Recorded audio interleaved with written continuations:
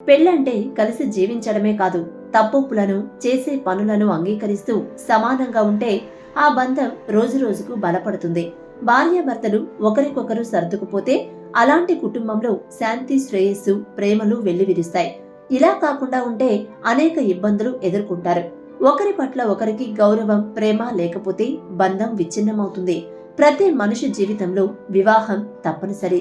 అలాగే ప్రతి వ్యక్తి సామాజికంగానూ ఉన్నత స్థానంలో ఉండాలని కోరుకుంటాడు. కానీ భాగస్వామి ఎంపికలో తొందరపాటు నిర్ణయం తీసుకుంటే ఊహించని ఫలితాలు ఎదురవుతాయి.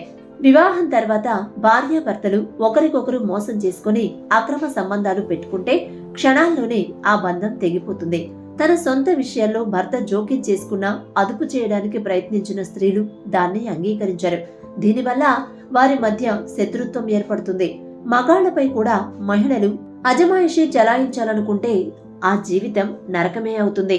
పెళ్లైన తర్వాత ప్రతి మహిళ కూడా భర్త తన మాట వినాలి అని అనుకుంటుంది. ఎందుకంటే చాలా మంది భర్తలు తమ భార్యల మాట అస్సలు వినిపించుకోరు.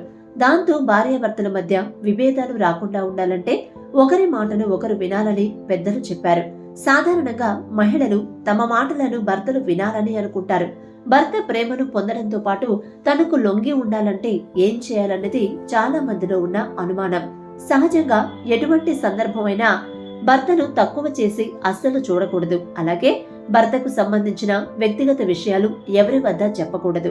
దాంపత్య జీవితానికి సంబంధించిన విషయాలను కూడా ఎక్కడా చెప్పకూడదు. ఈ విధంగా చేయడం వల్ల భర్త కూడా భార్యను గౌరవిస్తూ తన మాటను వింటూ వస్తాడట. భర్త చెప్పేది వింటేనే అతని కళ్ళల్లోకి చూసి మాట్లాడడం వల్ల భార్యను చెప్పే విషయాలు వాళ్ళు వింటూ ఉంటారు. భార్యలు భర్తను అమ్మలా ఆదరించాలి. ఆ విధంగా ఆదరించినట్లయితే ప్రతి భార్య మాట భర్త వింటాడు. బంధాన్ని నిలుపుకోవడం వల్ల కావచ్చు, లేదా ప్రేమ వల్ల కావచ్చు, మంచి కుటుంబం, పిల్లల భవిష్యత్తు కోసం భర్తను సరైన దారిలో నడిపించాలనే భావనతో భార్యలు ఇలా భర్తను తన ఆధీనంలో పెట్టుకుంటూ ఉంటారు. ప్రేమ అనే బంధాన్ని అనుమానించే భార్య లేదా భర్త తమ హద్దులు దాటి దూషించుకుంటారు. దీనివల్ల వారి మధ్య శత్రుత్వం మరింత పెరుగుతుంది. కుటుంబంలో పెద్దలు చిన్న పిల్లల పట్ల గౌరవం లేకుండా తన బాధ్యతను పక్కన పెట్టి దురాశతో మహిళలు వ్యవహరిస్తే వైవాహిక జీవితంలో ఒడిదుడుకులు ఎదుర్కోక తప్పదు. ప్రతి మగాడు అందమైన మహిళ భార్యగా రావాలని కోరుకుంటాడు. అయితే అమ్మాయి అందంగా ఉన్న మంచి కుటుంబం కాకపోతే తమకు సరితూగే వారితో సంబంధాలు నేర్పుకోవాలి. ఒకవేళ పురుషుడు ఆస్తిపాస్తులు తక్కువ ఉన్నా ఇల్లరికానికి మాత్రం పోకూడదట. దీనివల్ల అతనికి సమాజంలో గౌరవం తగ్గిపోతుంది. వధువు అందంగా లేకపోయినా పర్వాలేదు, ఆమె కుటుంబానికి మాత్రం విలువలుండాలి. దీనివల్ల బంధం బలపడి రెండు కుటుంబాల మధ్య ఆరోగ్యకరమైన వాతావరణం ఏర్పడుతుంది. స్త్రీ పురుషుల మధ్య ఒకరిపై ఒకరికి ప్రేమ, బాధ్యత ఉండాలి.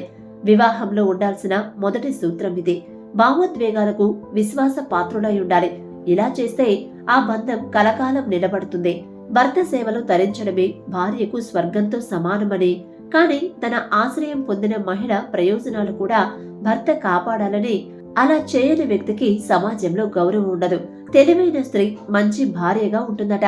ఎల్లప్పుడూ భర్త పట్ల ప్రేమతో ఉండి కుటుంబంలో శాంతి సామరస్యాల కోసం పాటుపడుతుందట.